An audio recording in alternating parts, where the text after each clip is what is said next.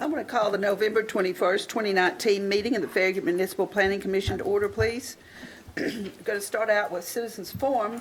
If anybody is interested in speaking, please get a blue card from out at the door and fill that out and hand it up to Mark Shipley, please. And please read the comments on the public comment protocol on the back of that paper, please. Also, I wanted to comment about the tree lighting, the Christmas tree lighting at Founders Park on Monday at 5 o'clock, right? 5 o'clock. The park is always beautiful. It's one of the things that I think is well attended in the community, not just from Farragut residents, but from people from all over. It's one of the things that always amazes me is the fact that it's a variety of age groups. I've seen people with kids, and I've seen teenagers, just a group of 2 or 3, 4, 5 teenagers going through and enjoying it. So when you can come up with something that variety of people enjoy, you've done well. It will be, the park will continue that through the first of the year, is that right? Through the first of the year. And it's a lot of hard work and by our maintenance department, and I really think we all appreciate what they do. Anybody else have anything for Citizens Forum? Mark? Well, I have a couple people that signed up to speak. Yeah, if you're ready. If no one, speak now or with them? Speak now? I can Okay. go if you want, yeah. Jeff Kendall's the first speaker, and then Tim Sayers. Thank you, Mr. Shipley. My name is Jeffrey Kendall. I live at 12804 Pecos Road.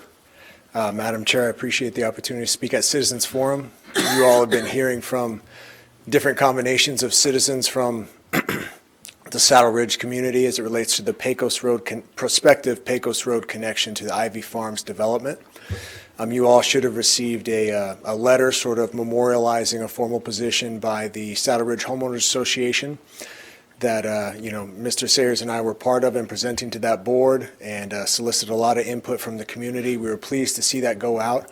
I think the board serves as sort of a facilitator between you all and the residents. And to the extent that residents like Tim and I who have showed up and kind of tracked this issue since the beginning can be involved in that process, we're happy to help out and work collaboratively. The only additional point that I was going to bring up with you all today was sort of something that happened contemporaneously with the letter going out to the residents. Once it was distributed to you all, we've had, I won't say a slew of, but a series of incidents related to criminal activity in the area. So we had a car kind of stolen out of our neighborhood almost simultaneously with this letter going out. My wife, who was here speaking to you all, I think 2 meetings ago, she happens to be the head of Neighborhood Watch, so she was the recipient of all the concern from residents. So it's kind of a perfect storm for that kind of small local issue where, oh, they're going to connect this road, oh, we had this car stolen, we had, ancillary issues throughout the summer and most recently in Fox Run, our sister neighborhood. This is not good. So that was one of the points I think the HOA raised in their letter to you all. I just want to let you know that that has been exacerbated due to a recent criminal event related to a stolen vehicle, which was then actually totaled and driven in North Carolina. It's a long saga, a long story. So I wanted to make the commission aware of that. That is ongoing and there is growing concerns. The only other thing I know Mr. Sayers is going to highlight is there is a regulatory avenue for this. It's not like we are asking the commission to do something completely out of the ordinary, completely ad hoc. The fire code does speak to this prospect of having an emergency gate that would be used just for emergencies. We appreciate the collaboration, we appreciate the open ear, and we look forward to continued engagement either through Mr. Shipley or the mayor or the vice mayor. I know we've been in contact through my wife who's on the board with them as to how we're going to move forward with the commission, but I'll just echo the sentiment that we look forward to working collaboratively on finding a mutual solution. Thank you.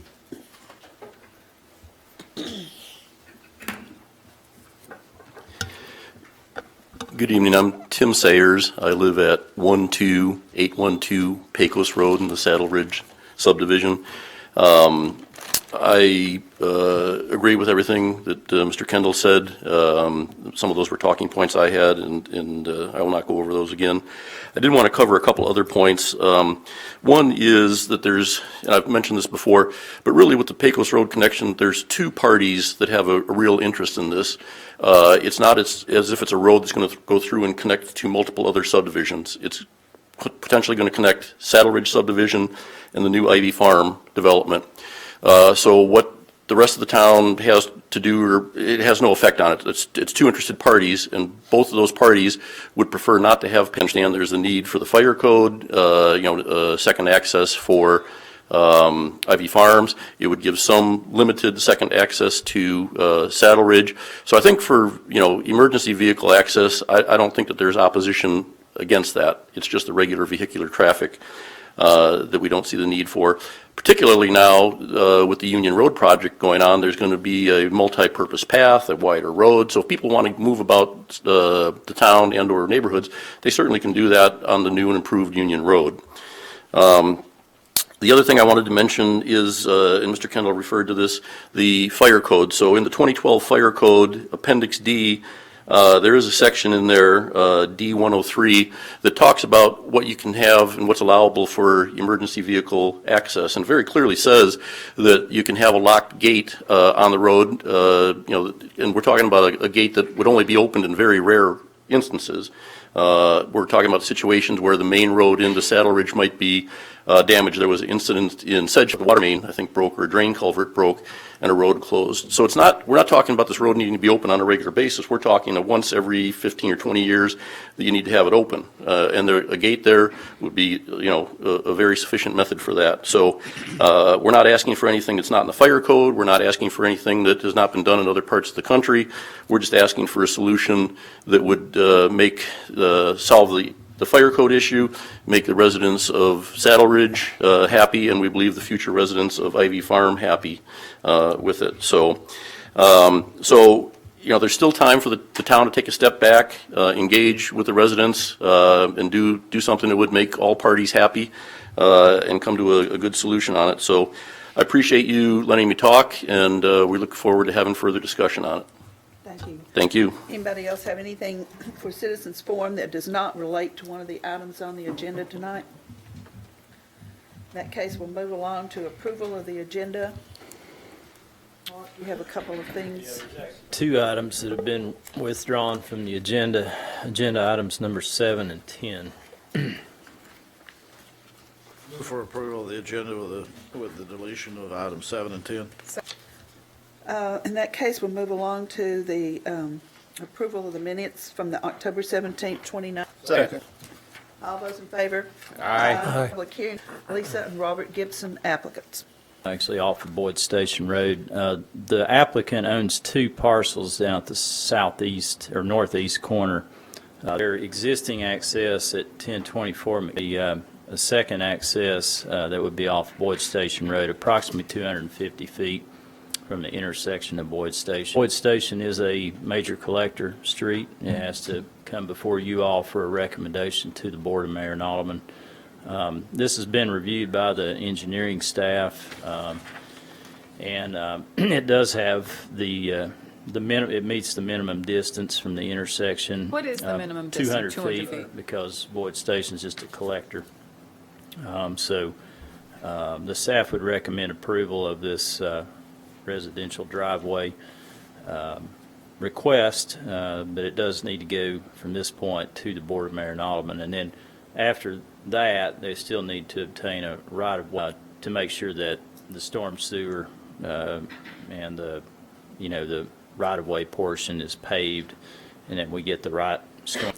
So with those comments, Quick, the engineering department will go out and figure out what they need, or out on site and take a look at the okay.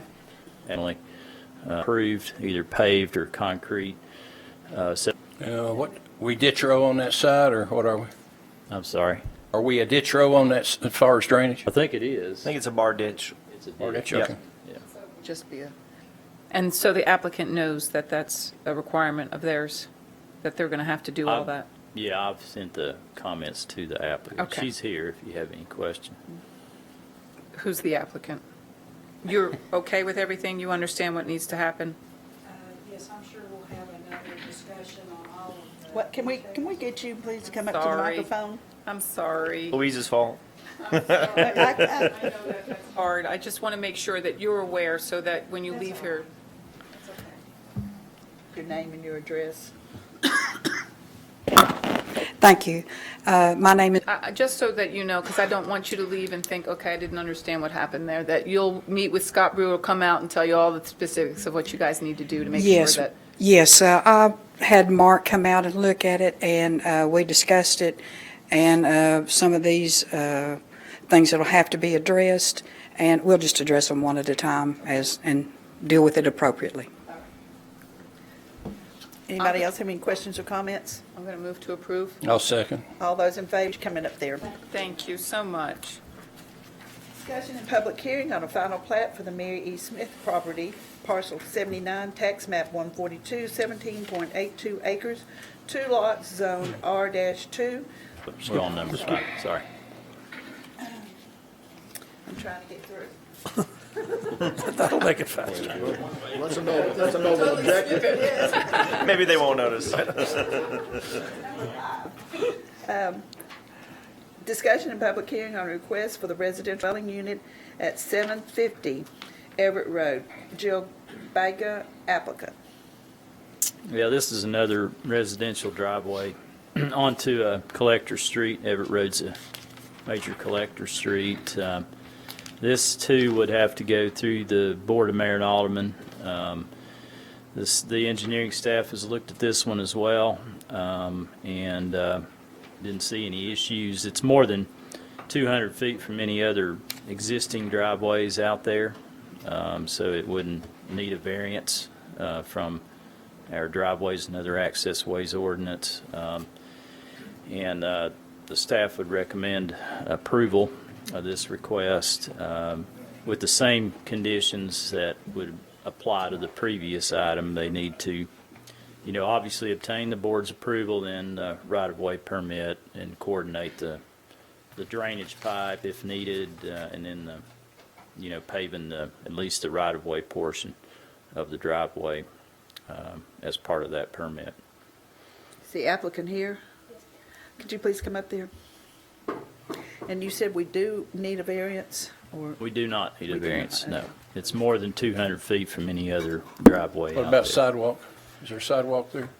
It's not a subdivision plat, it's an existing lot of record, so Okay. it wouldn't fall under the subdivision regulations. Okay, yes, it's already existing lot that just doesn't have That's it, right. it's not built on yet. That's right. Well, she's going to build a house on it. Yes. Yeah, one house, but yeah. Can you give us your name and address? Good evening. I'm Jill Bugga. I hope to live at 750 Everett Road. Currently live in Lenore City. Okay. You talked with Mark and you understand and all the requirements that we have for filling in that area? Yes, ma'am. Okay, just want to make sure you understand that. Do I have a motion? Move to approve. Second. All those in favor? Aye. Thank you. Welcome Thank to you. Farragut. Now we'll go.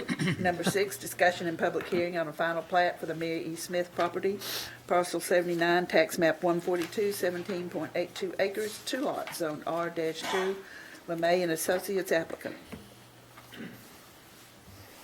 This is a minor subdivision off of Boring. Actually, the tract fronts Boring and East Fox Den.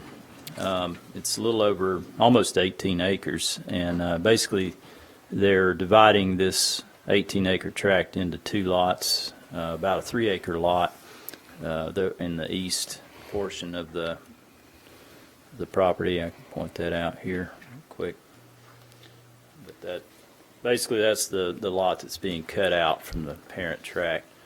The only 2 considerations with this is they are requesting a variance from the subdivision regulations. Normally, you would be required along a collector street, which is what Boring Road is, to construct a pedestrian facility. However, given the very minor nature of this subdivision request and the amount of frontage that they have on Boring Road, that would be kind of out of proportion to what their action is at this time.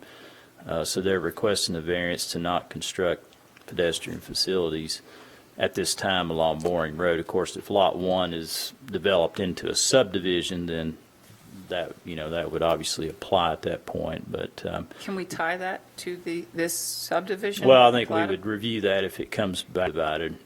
It's up to you all. Can you put a note, can you put a note on the plat to say if Lot 1, Is further subdivided. You could require that as part of the variance. You could. If that You was could. important to us, but I suspect that the staff will catch that if it ever comes back before the staff as a subdivision plat, preliminary plat submittal. Yeah, because even if they subdivided Lot 1 in half, construction of a sidewalk. Now, what's to say we can't piecemeal it, another lot right beside it and skip it, and then go Yeah. down here and do another one and then get back over here? That can be part of the action taken on the variance and the plat, is to add a plat note, to that if they further subdivide Lot 1, that pedestrian facilities may be required. It would be determined by the planning commission. I think we need to do that. Yes. I mean, that clarifies it. I mean, makes it a public record. I'm Richard fine with LeMay and Associates, we don't have a problem with that. So we go with the variance. Variance first, and with then we'll take action on and the then- plat okay. itself, yeah. Do I have a motion for the variance? Move to approve the variance due to the minor nature of the subdivision. And addition of the plat note, Yeah. Well, we're doing we'll the do that variance down right here. now. Yeah, we'll do that on the next. and we'll couple that with the variance. Do I have a second? Second. All those in favor? Aye. Opposed? Okay, and then the next item is dealing with the plat. In addition to the note that you talked about, Lot 2 doesn't have an access point currently, so one thing, unless there's a site distance issue, whenever someone does apply for a building permit there, it's likely that we're going to require them to line up the driveway with Baldwin Park's driveway, basically right here. Unless it's a poor location from site distance, but just, pointing that out. And that probably needs to be a plat note as well. I think that's what the staff recommended. Mr. LeMay, are you We okay have with no that? problem with that either. Okay. So we're going to need to add 2 plat notes. One Well, is, Well, Well, it is one's item already in number as 3. subject to. Yeah, it's Okay. it's number 3. All right, and I'm sorry. subject to. This motion to approve the final plat for the Mary E. Smith property, subject to items 1, 2, and 3 as presented, as well as an additional plat note that stipulates that further development may require pedestrian facilities. Overall. Yes, please. yeah. Second? All those in favor? Aye. Opposed? Thank you. Thank you. Okay, and item number 7 has been postponed. Item number 8, discussion and public hearing on a preliminary plat for Grigsby Park, Phase 1, Parcel 96, and a portion of Parcel 96.01. Tax map 142, 4.636 acres, 17 units, zoned R-1 and FPD. Grigsby Park LLC applicant. I was behind on the screen there, sorry. Yeah, this is a preliminary plat for a 5-acre phase of the property that's between Chapel Point and Westside Unitarian Universalist Church. This particular phase would have 17 units. Let's pull it up here on the screen. Originally, they were looking at one-way alleys to access the units from the back. But based on the design and the topography, and in an effort to try to lessen the amount of land disturbance and preserve more trees, especially adjacent to the buffer areas, there's a 25-foot buffer strip required around the periphery of this development since it's zoned R4. So they took the alleys out, and it's front-loaded units, And then they also adjusted the sidewalk so that it's on the east side of the road, not both sides. It's not required to be on both sides, so that's fine from the staff's perspective. And that gives them more flexibility to ensure that the driveway, the length of the driveways is long enough so that if cars are parked on the driveway, they don't block the sidewalk. 'Cause that's a consideration now that we require a 6-foot grass strip between the curb and the edge of the sidewalk. Pushes the sidewalk closer to the house, so you have to be aware of that when you're, especially in these attached developments where they're pretty tight anyway. The comments are at your places on this plat. There are quite a few comments. I would say that a vast majority of them are administrative. There were, for some reason, the tree preservation plan and the streetscape plan did not get updated, did not get in the revised the final revision set. That's the biggest remaining comment from the staff's perspective. I don't believe that what would be shown on those plans would substantially change the design, but that is something that you all need to consider in light of the resolution you passed a few months ago on plan and plat approvals. And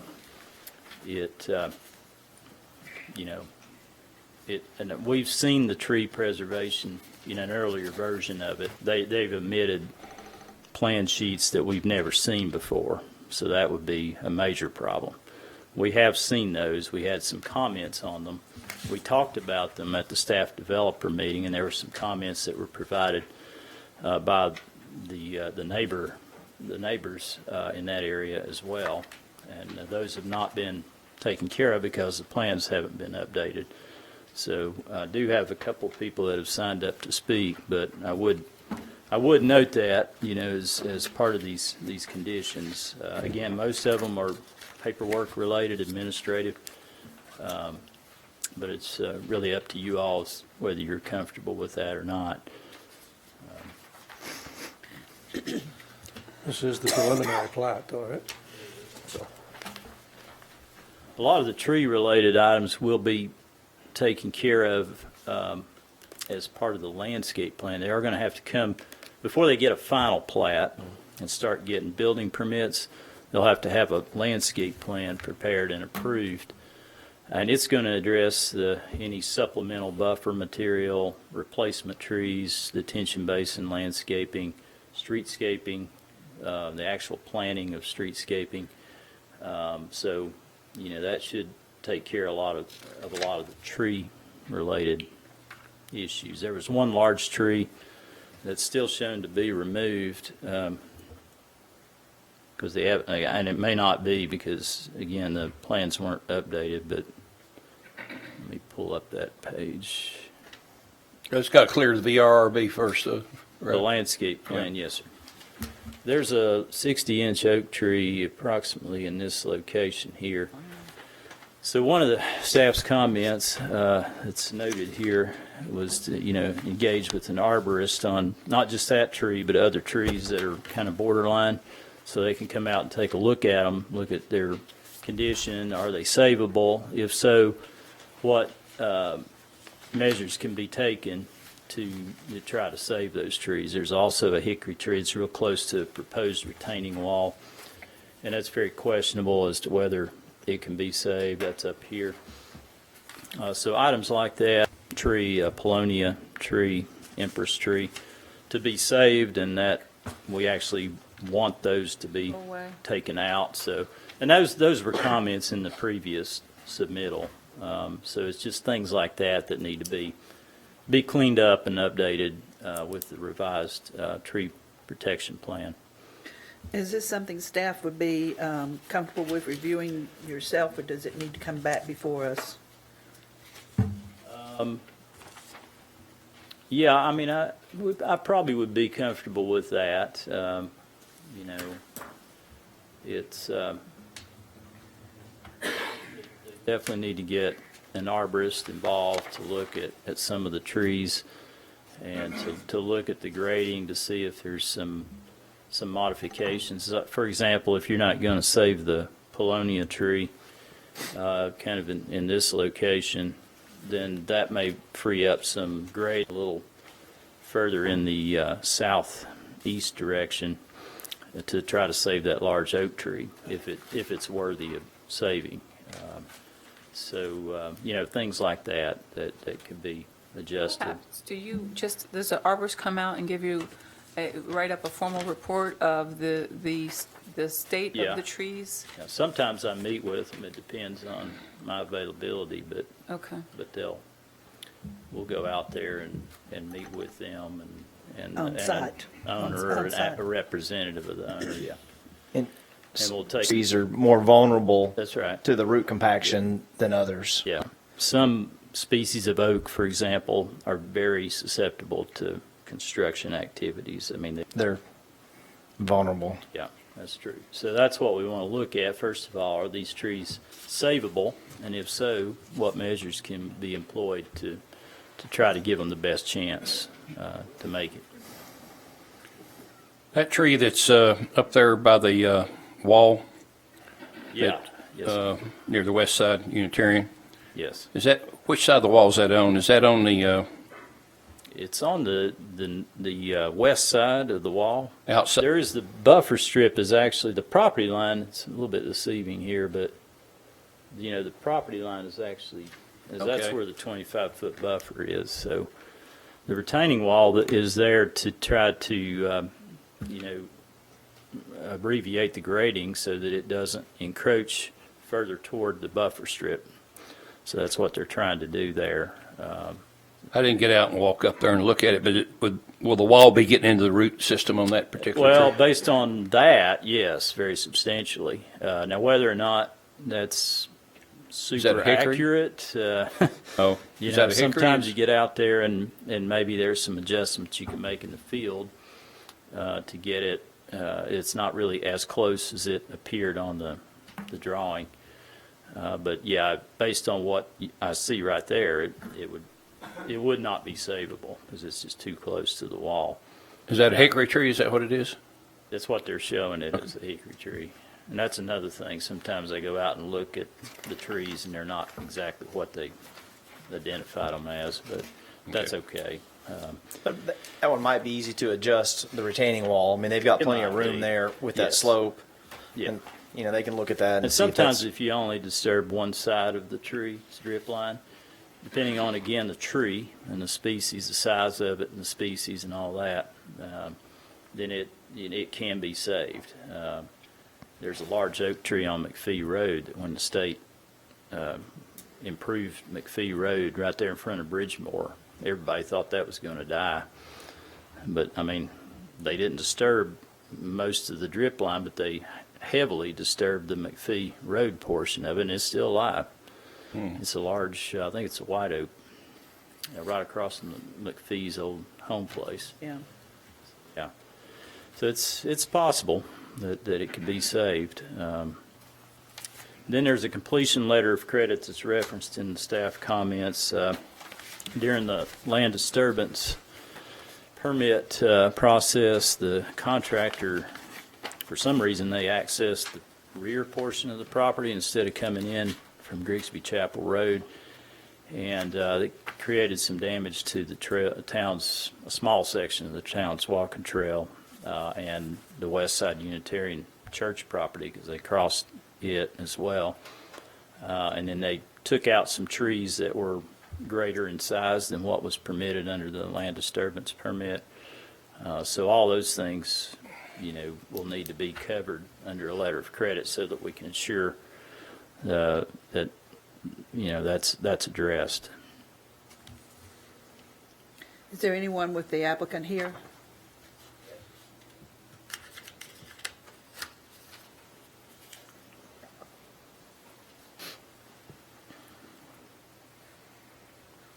Hey, Rita, I do have two. Okay. And you and Mark have discussed these issues and you all are Yes. okay with? Yes, ma'am. Travis Fuller, 620 Maplewood Road, Suite 200, Knoxville, Tennessee, 37932. Not only have we done that, we have reached out and finally gotten a proposal back from an arborist. That was not an easy task to get somebody that could try to meet the time frames, but we have gotten a proposal as of Friday of last week and have a meeting scheduled in the short week next week to kind of address the issues that Mark has brought up, that the speaker in place of Jerry at Westside brought up at our last staff developer meeting. And the other issues on here, including the letter of credit for the. Yes, ma'am. I wrote back to Mark when I saw the comments and said, let me know what they are and I'll get it out, as early as today. We're obviously ready to go. This is a project that we've been working on for a couple of years. Around to satisfy the staff, this body, and so we've worked pretty diligent to try to do the best we can to design to make it as least impactful as we can on neighbors. So we are prepared and bank ready and financially ready to move forward. So those won't be a problem. Okay. Mark, let's. Oh, yeah, I do have two people that signed up to speak on Thank this. you. Yes, ma'am. Thank you. Gerald Thornton.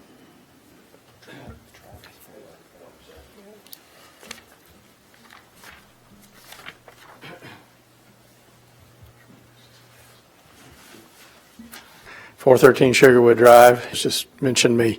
I wasn't able to come to the developer staff meeting, but Barry Shumpert came for me and presented some information to Mark and the staff. I represent Westside Unitarian Universalist Church, which is the neighbor to the proposed development on the west side.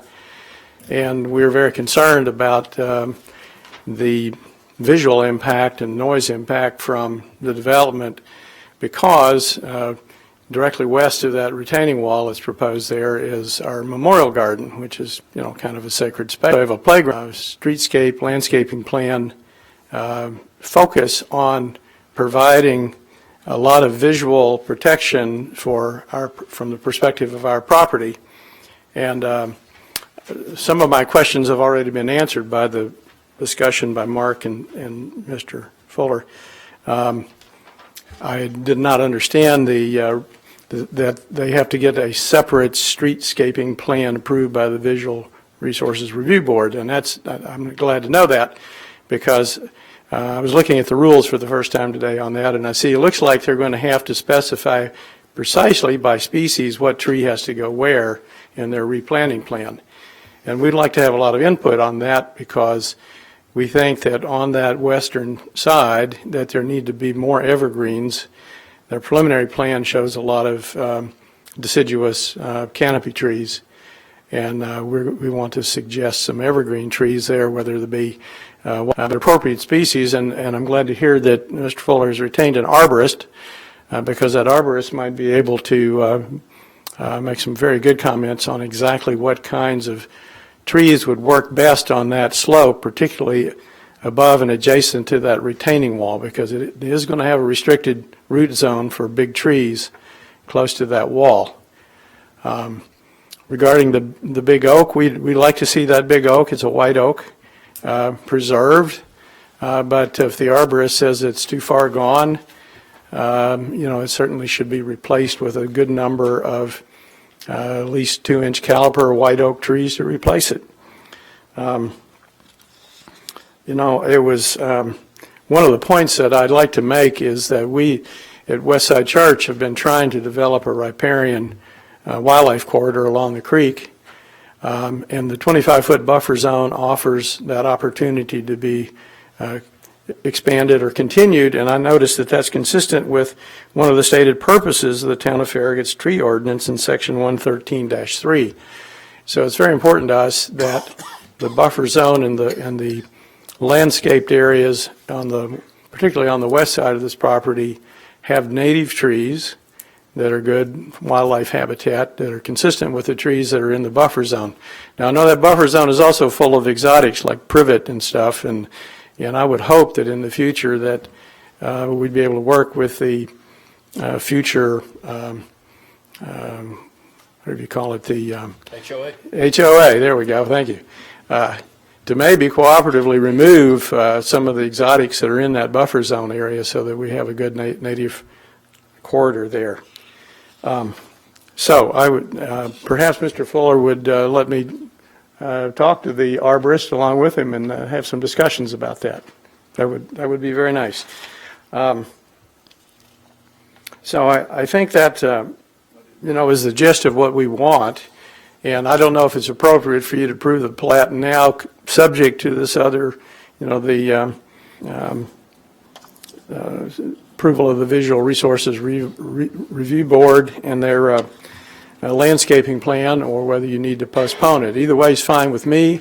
We don't have any general objection to the development itself, just to how it's landscaped and planted to be more consistent with what we're trying to do on our West Side Church property.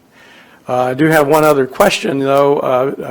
I noticed from the beginning when I haven't been out there recently, so maybe something has happened. The preliminary grading that was done before they sent in the people that did their tree survey, they pushed quite a bit of dirt across the stream channel, and I don't know if that has anything been done. Probably speak to that.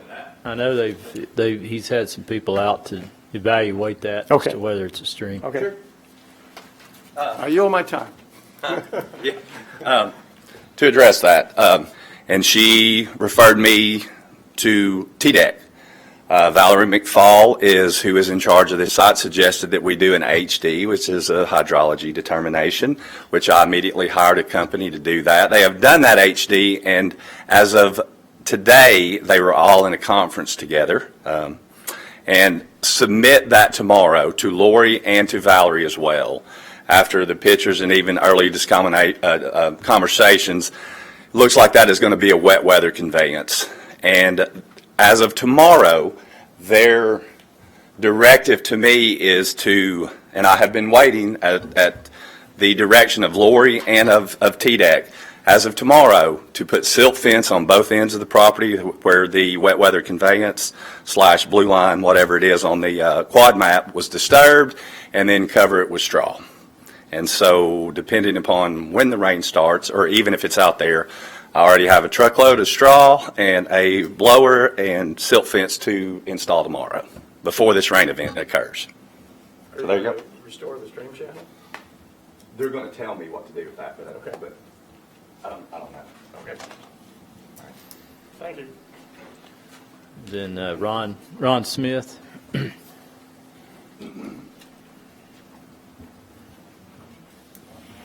Good evening. I'm Ron Smith, 532 Wyndham Hall Lane, Farragut. Good evening. Obviously, having attended the last two staff and developer meetings with Mark and the developer, our community realizes that this development eventually will be approved. And so tonight, I would like to talk about some of the traffic issues that we see if this, once this is finally approved, all three phases.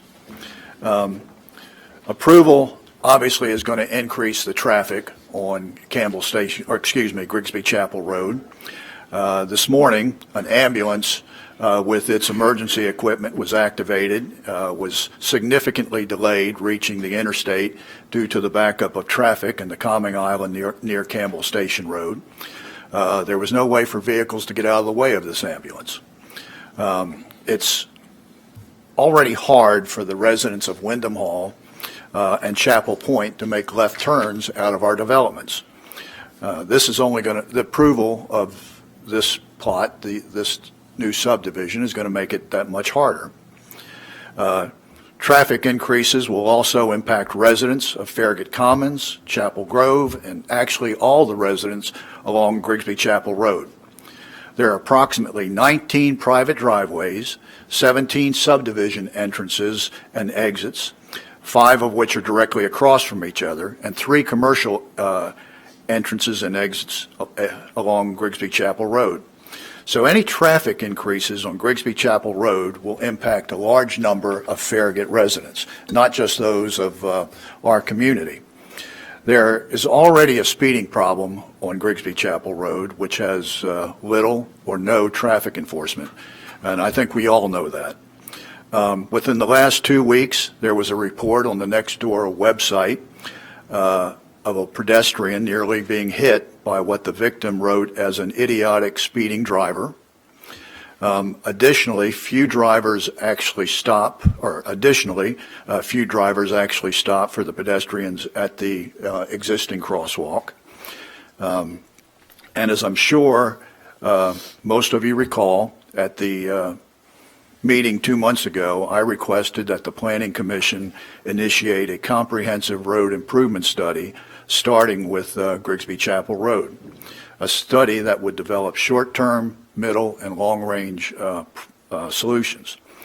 Possible short-term to Grigsby Chapel Road and from Everett Road to Grigsby Chapel Road. So why can't stop signs be placed in strategic locations along Grigsby Chapel or on Grigsby Chapel Road? There's a speed monitoring or measuring device currently on Everett Road.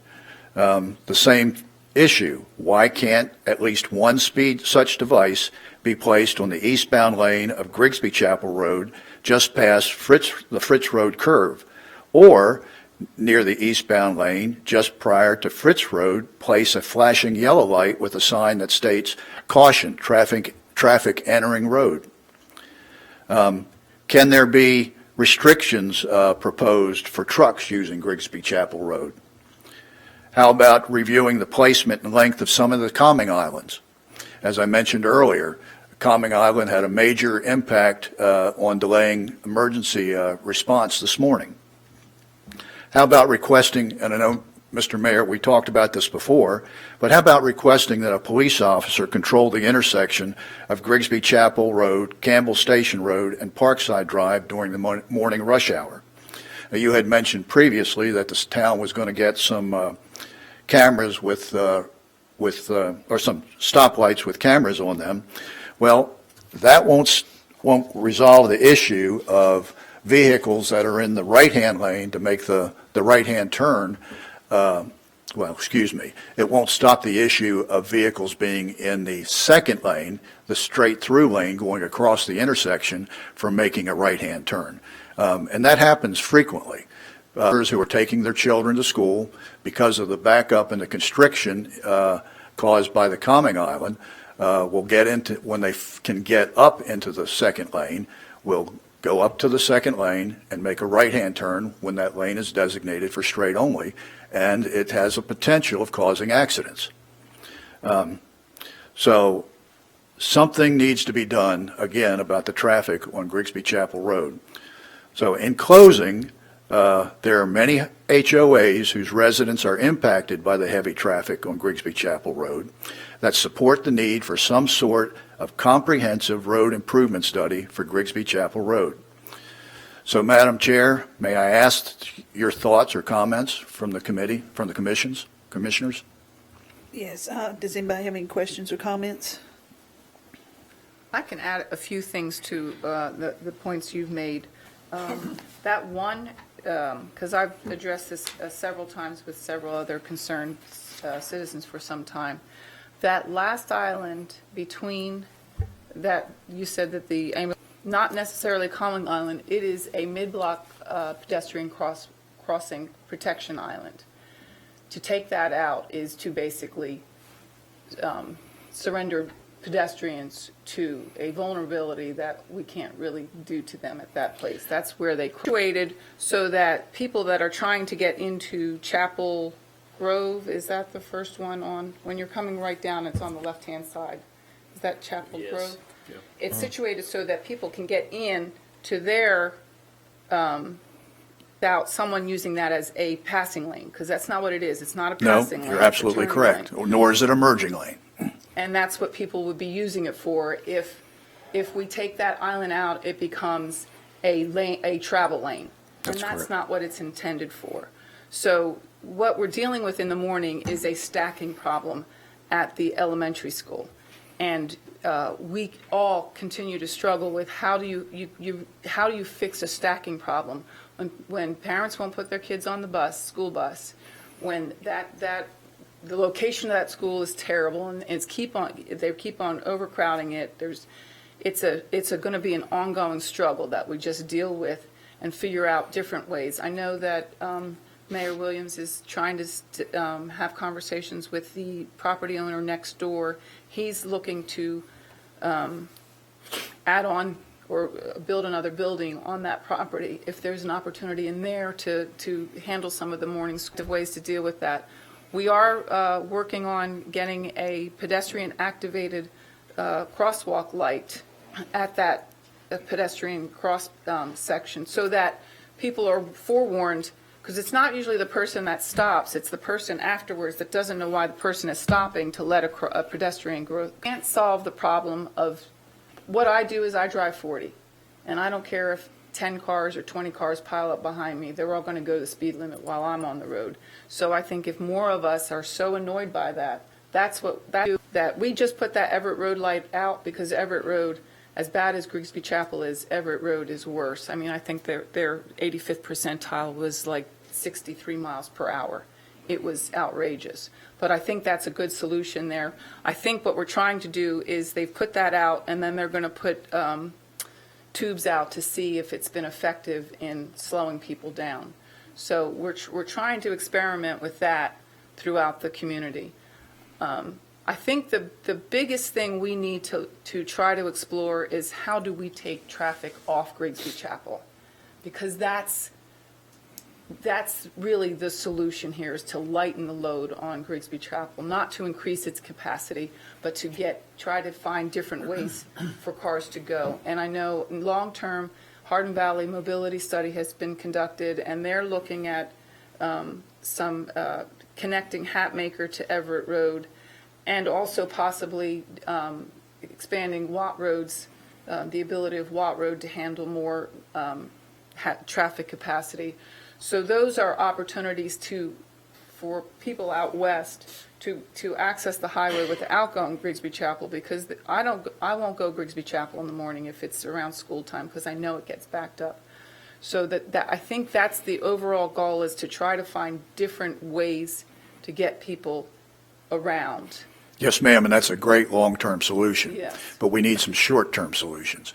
Talking about the pedestrian crosswalk, could that not be moved to a different location? Because as you know now, it's not directly across from the Greenway.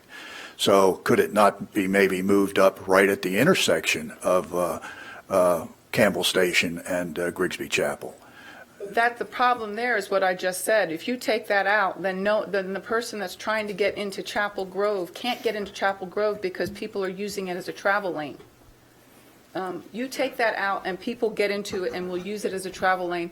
The person that's trying to get to Chapel Grove will be sitting there in the travel lane, the very right-hand side, jamming up traffic that way, waiting to get into his neighborhood, because people are using it as a travel lane and not as the turning lane that it's supposed to be. So that's why I think we need to have a comprehensive study done to identify what could be feasible short-term solutions. Stop signs? But you're also talking about, really, that's about a 20 to 30-minute time frame in the morning. It's a little bit more than 20 to 30 minutes. It's closer to an hour. One of the things that would happen if you took that out, you made a good point about what happens in the morning, where the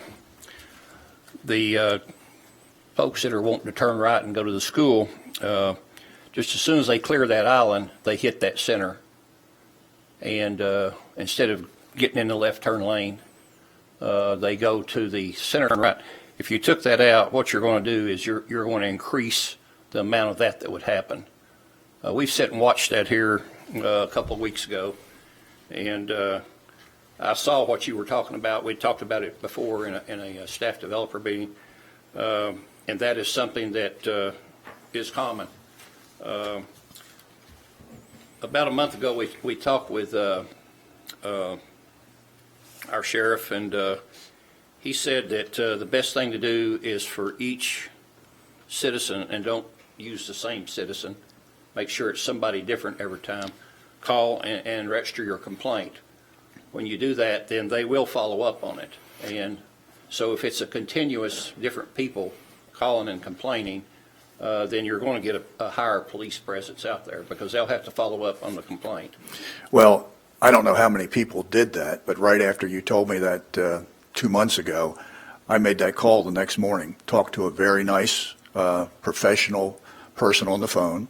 But to be truthful, I saw no traffic enforcement on the road during the next week. Obviously, I wasn't out there every day, but I do travel the road a lot. And frankly, in all of the years that I've lived in Farragut, I've never seen traffic stop on Grigsby Chapel Road. And that's one of the main issues.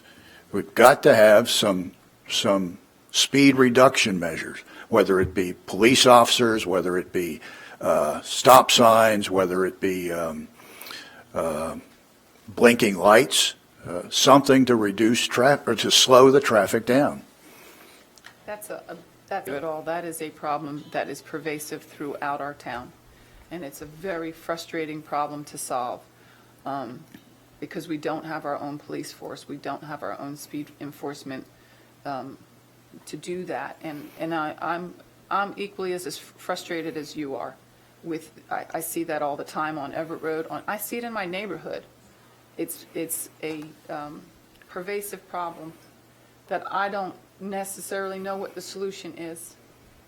But if And we that don't, makes me feel excuse me, Go but if ahead. we don't have some sort of solution, we all agree, Farragut's a great place to live, and we want to see it stay that way. But if we don't do something about our total road infrastructure, which I know costs money and is a long-term solution, that's why I think it's so very important that we look at short-term, come up with some short-term solutions. Get the right people together, traffic experts and concerned citizens, to look at what we can do to in the short term to improve our traffic situations. Is there a reason why stop signs couldn't be put on Grigsby Chapel Road? Because people ignore them, and then you create a less safe situation than you already have. Mm-hmm. They ignore them here's the issue, because I've talked to people in Andover and, is it Hickory Woods right next to it? They don't know if someone's going to stop or not, and more times than not, people don't stop. And so they can't trust when they pull out that the person that's approaching that intersection is going to stop for them. But doesn't it work? It's on Smith Road? Well, that's what I'm talking about. The Smith Road, the Andover. Oh, yeah, Andover, right. The Smith Road, and Grigsby Chapel has so much, that's when you put in a three-way stop.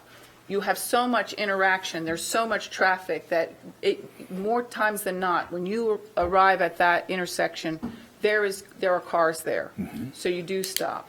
But the Smith Road, Andover, and Smith Road, Hickory Woods, there more times than not, if you're on Smith Road, you're not going to see traffic coming out of there. So that's why a lot of people, they just start rolling through and then they're ignoring it. And we have some that just blatantly ignore along here, so I'm just going to ignore it. And so that leaves the people coming out of Andover and coming out of Hickory Woods in a dicey situation, because they're like, okay, I have a stop sign, I have a three-way stop sign, do I proceed or do I wait? And we have that problem at Ridgeland. Ridgeland has a four-way stop sign because there's a sight line issue, but people blow that one off all the time too. So it's putting in a stop sign, you have to rely on the people that are coming through there to be obeying that stop sign, and they don't. They don't obey the speed limits. And these are our neighbors. That's what frustrates me. These are our neighbors that are driving too fast. Well, I know the phase one of Grigsby Park is only 17 homes right now, but in total, I think it's still scheduled to be 64 homes. 59. 59, okay. That's still going to be a lot of extra cars coming out of right across from Wyndham Hall. It's already difficult to get out. especially to make a left turn. And it's only going to be worse for our community, but it's going to be worse for the Grigsby. It's going to be bad for Grigsby Park. It's going to be bad for especially Chapel Grove, because they'll be sharing the middle lane there, running up to the calming island to get out onto Grigsby Chapel to go east. It's going to be a problem, and the sooner we can come up with solutions, the better. I will say this, because they keep reducing their numbers, and from all of the other proposed uses, this has demonstrated itself to be the least impactful. I know from the traffic impact studies, the proposed senior living that was proposed in 2014 was 592 weekday, average daily trips a day, and then the 2016 study was 588. And now with Grigsby Park at 59 units, it's down to 410 trips, which I know is 410 trips, but it's substantially less than what had been proposed. And I also will point out that right now they're developing it at about 2.37 units an acre. So when I look at what it could have been, because it is R4, which is up to 6 units per acre, they're down to they're at single-family residential. So I know that doesn't give you much heart, but to me, it could have been a lot denser than it is now. So the impact they're having is not what it could have been, which I think is a little helpful. The initial plot plan that I saw had I forget what you call it, but a stub road going to the west. Is there any possibility that will eventually go through to Fritz Road? It depends upon what future development is. That is not, all they can do is bring their road up to, they are having a secondary access point. It should be in the next phase, I believe, that they'll stub it to their property line 'Cause that's all they can in a do. location that makes sense for a future connection. But then it's going to come down to working with other property owners for that to ever come to fruition. Yeah. Mark said it beautifully. Yes. We're going to be sprinkled, but we are going to, at their request, stub it wherever they tell us to when we do our second phase. And then it's dependent upon what develops behind, if property behind it develops, because we can't require the property owner behind him to allow for traffic to come through. But the problem with that is it puts it on frets, which brings it back on out. But would that not provide enough traffic to have a stoplight at Fritz Road? Or a roundabout, which, Yeah, but what's going to cost the least? A roundabout or a stoplight? I don't think you want to worry about the cost part of it as opposed to the safety issue. Well, I say the cost because of the time. Well, they're both expensive. The roundabout takes a lot of right-of-way, and Right. the stoplights take a lot more equipment, but either one's an expensive prospect, and quite frankly, there may be some property owners there who are not too excited about giving up their property to be able to create a roundabout. I'm a big fan of roundabouts. I think they work well once people learn how to navigate them. But that'd be a tough spot. And I'm not saying impossible, but it'd be a tough spot. The church probably would not be too delighted about it, and a couple other neighbors wouldn't be too. Somebody's going to have to give up a lot of property to make it work. But correctly. I think a lot of people would be very acceptable of a stoplight. Well, we've looked at stoplights. I mentioned stoplights a couple of years ago. We've talked about it. Right now, it doesn't meet the warrants for a stoplight, but anything that we can do. I think the overwhelming issue is not this particular development. It is the through traffic that utilizes Grigsby Chapel, whether That's it's correct. coming from Loudoun County or coming from the Choteau, that are trying to get to Campbell Station ultimately. And there's a lot of traffic that is not necessarily local, indigenous there, and those are the folks that are probably, I would assume, trying to get from point A to point B as quickly as possible and creating a lot of issues. And so I think to me the overarching challenge is, and this was a big reason of the calming islands, was to try to figure out a way to discourage some of that through traffic. Obviously another intersection that you got to stop is going to help do that. And we've kind of heard some pros and cons of stop signs. And the stop lights would help create gaps. stoplights would probably do a better job of creating gaps Agree. on Greasy Chapel for other residents to be able to pull out.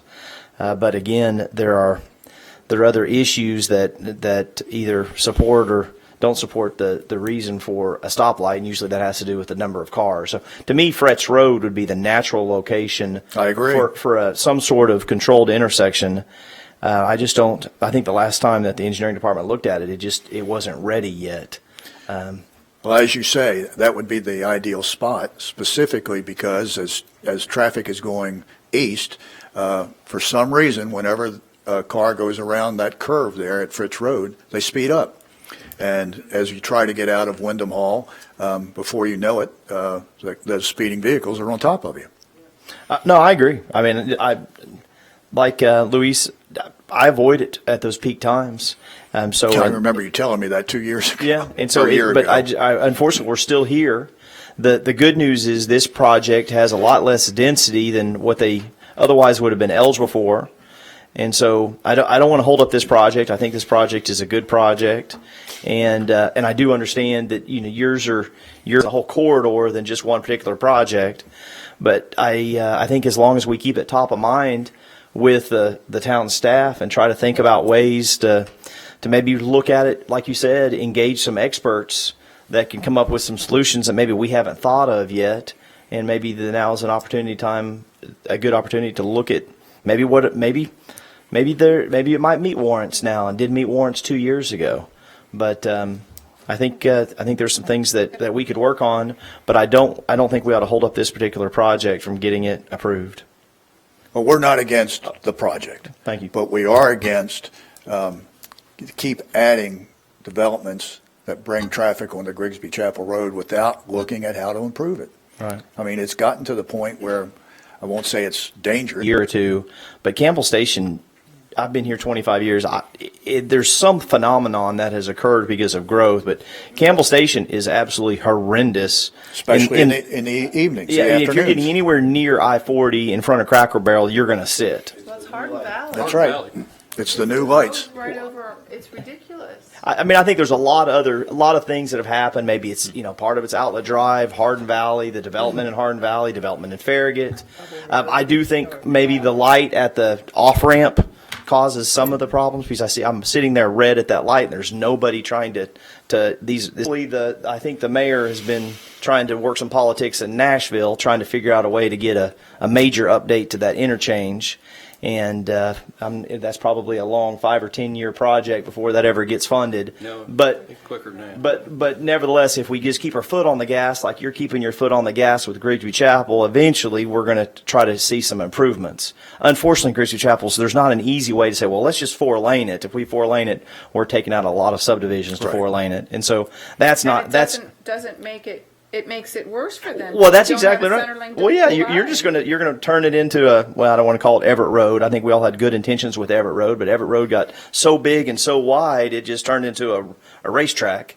And so I think that there may be some other options that we can look at. We're obviously not going to solve them tonight, but I think with voices like yours and all of us kind of reminding us that maybe, especially those of us that are not on Grigsby Chapel on a daily basis, that there's a real problem there, and we ought to just try to keep finding solutions. And if we can't find the solutions, maybe we hire the experts that can come up with the solutions. Well, thank you, because you have a lot of HOAs that would be willing to participate in some sort of study to help correct the problem with the experts. I mean, most of us are not experts. Some of us have some experience, but we need your help because something's got to be done. Well, and I'll tell you, just because these are things that have been top on my mind recently, because we're dealing with the Knox County is trying to change their growth policy plan. They are developing the developments north of the two developments off of Fretz Road. One's developing at 3.7 units per acre, and one's developing at 4.39 units per acre. That's a lot of houses. In Choteau, we have one that's coming in at 3.27 units per acre. So they're developing at a much higher density. North Shore, they don't have turn lanes, so North Shore gets jammed up. So they're coming up through, we've got, 4,000, a top count of 4,000 coming in underneath the trail, the train tracks. The Boyd Station? Yes. Yep. coming in, that was just one way, 4,000. That's amazing. And so, Yeah, that's- You see it over there? yeah, Yes, and that is one of the reasons why I petitioned for another driveway, because it is so dangerous. We need, if you're going to Yeah. talk, we need to get you up Yeah. at the microphone. We'd like to record this. yeah. Yes. So just to reflect the record, we're hearing this, what I'm just saying is you're seeing that from a Mcphee Road perspective. And so we're going to see more of that from Chodo. So that feeds up from Mcphee and onto Virtue, and that comes through, and some of them turn onto Smith Road, and they come in through Grigsby Chapel. Some of them, Add- most of them. Yes. I can add Old Stage to that, Loudoun too. County, Yeah. and so that's what I said. The solution for us is to try to figure out how to pull some traffic off that. Well, how do we do that when we are the path of least resistance? Because they're building, but they're not accommodating for that traffic, even by giving just turn lanes. If they put some turn lanes in on North Shore and stop jamming up the, if they're kind of trying to amend the issues north of the interstate, but Knox County builds at a much higher density, and we continue, Loudoun County's continuing to grow. We're continuing to be this path of least resistance, and it's very frustrating because you're dealing with it, we're all dealing with it, and we're growing at 2.178 units per acre. And not even at that. Virtue Road development's growing at 1.6. Ivy Farms is 1.93. So the challenge isn't in Farragut. It's what's going on all around us. And so trying to even just get a grip on what we're doing and then know that we're being impacted all around us, it's a tough issue to get a handle on. But, and again, I thank you for listening, and it's a tough issue that we've got to keep working. Yeah. So, Thank you, Ron. thank you. Road back to North Shore, close down, one over there. Yeah, got the microphone. West, such down. Yeah. Yeah. Good evening.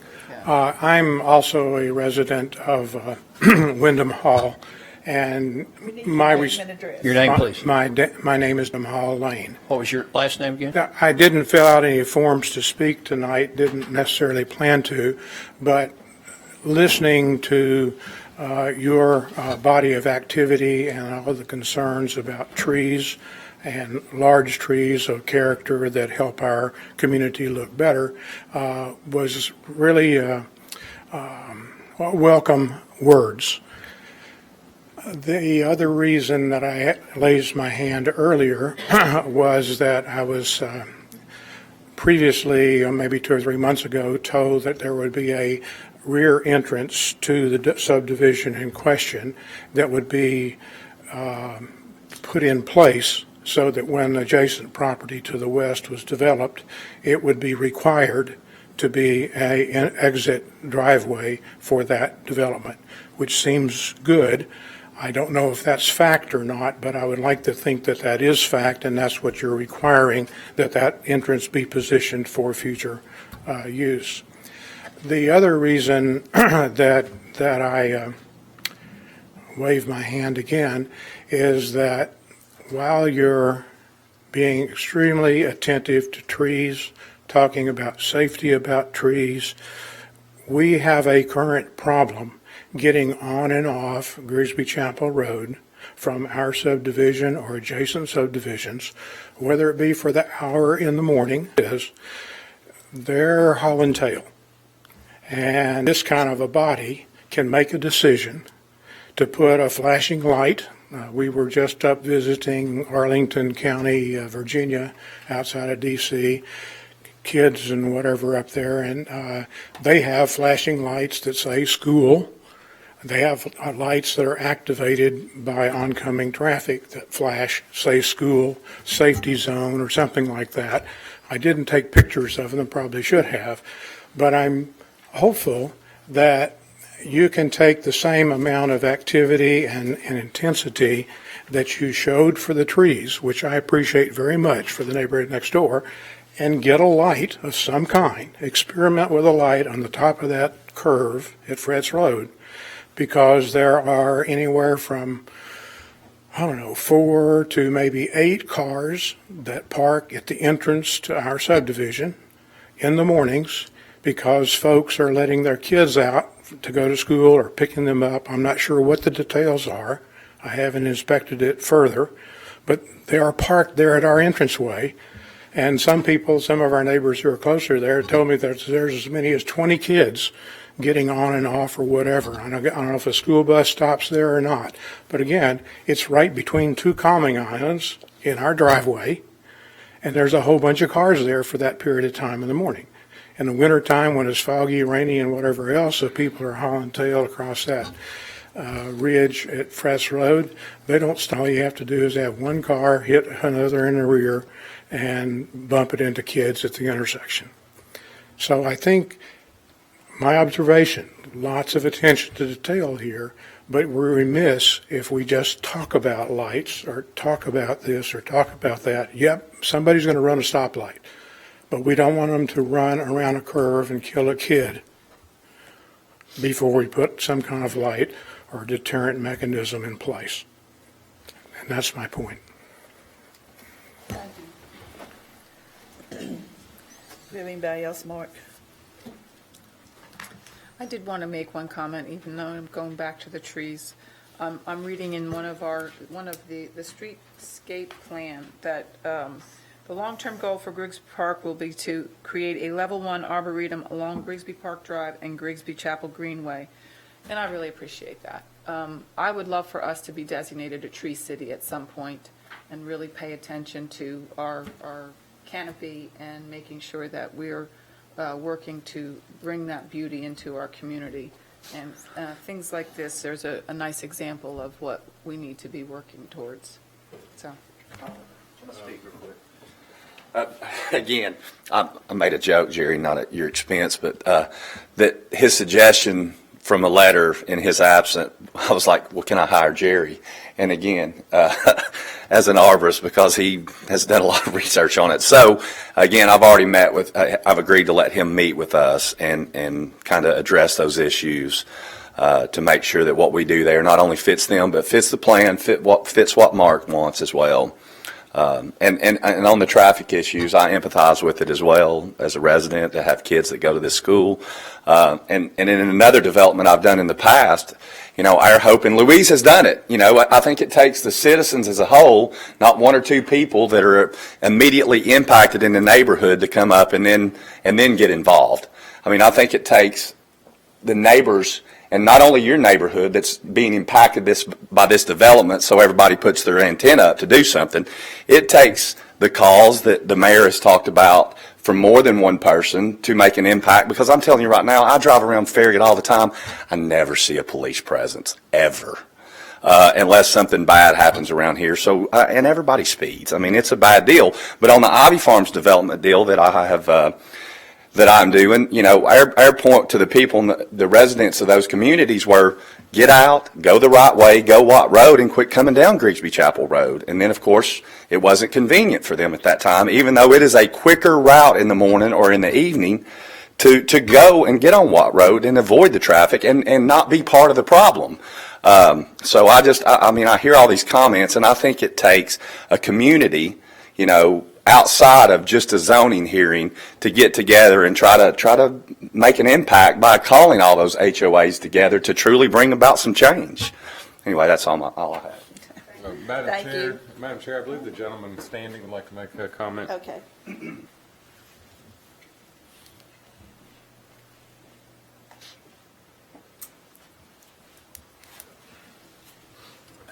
I'm Alan McMichael. I'm the Your address, sir? 637 Chapel Point Lane. Thank you. Yep. And, of course, the development, I know our buddy back here, the development's great when they finally got where we needed to be, so appreciate that. But I'm coming out of Chapel Point, and there's going to be probably, like you were talking about, I'm coming out, turn left, if there's a common deal. Now, the guys coming in out of this subdivision, they're going to be on top of my tail, and here we got about 8 people sitting there. And I barely, if it was for good people in Farragut, and they let me through, most times they're not going to let you through. So I have to wait for a good neighbor from somewhere and let me in out the door. But I've been there probably 10 years. But as I said before in other meetings, I had to increase my life insurance because they're coming out, it's a death trap coming out of there. But I think the stoplight's the only solution. Like you said, put up stop signs, they'll come on through. They're not going to stop. But if some way we can do that, stoplight would be, I think, the only solution, really, to stop it. That's the only way I see it. Appreciate it. Thank you. Alan. So Mark, where do we stand now? We've got to approve the plat. You're just taking action on the phase one. Travis, plat. you're okay with all the subject twos? We don't need to add any. Can you come up, please, to the microphone and say that? I know better. I apologize. Yes, I am okay to the subject twos. Yes, ma'am. Thank you. To approve with the subject twos? All those in favor? Aye. Opposed? Thank you. Okay, so we are at item number 9. Discussion and public hearing on a plat and site plan for the parking lot and infrastructure improvements at 11242 Kingston Pike, .27 acres, site incorporated applicant. Involves really 3 actions. There's there's a variance request from the subdivision regulations for the width of the right-of-way for the northern right-of-way dedication with the final plat. They're requesting to reduce that from 50 to 40 feet. And the staff does support that due to the minor nature of the plat. The plat is being presented to address some old title issues that occurred from a previous development. It's a pretty minor plat. So that's one action. Then taking action on the site plan for waiver parking lot between the rights of ways would be the third action. So the variance from the subregs, action on the plat, and then the action on the site plan. And the staff we'll take the variance first. The staff recommends approval of the variance request to reduce the right-of-way width from 50 to 40 feet for the northern dedication there based on the minor nature of the subdivision plat. To approve? I'm sorry. Do I have a motion? Move to approve? Second. All those in favor? Aye. Opposed? Okay, then Then the plat itself, let's see, the staff recommends approval of the plat. I think there was one note that just needed to be added to the plat, just clarifying that lot 82R is not a buildable lot. Okay. That's typical. Approval with the one stipulation. Second. All those in favor? Aye. Opposed?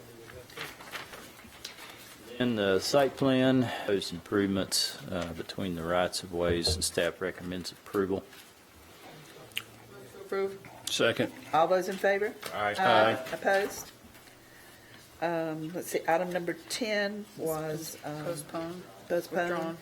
and no utilities. Okay. So, 2019 meeting of the Farragut Municipal Planning Commission is adjourned.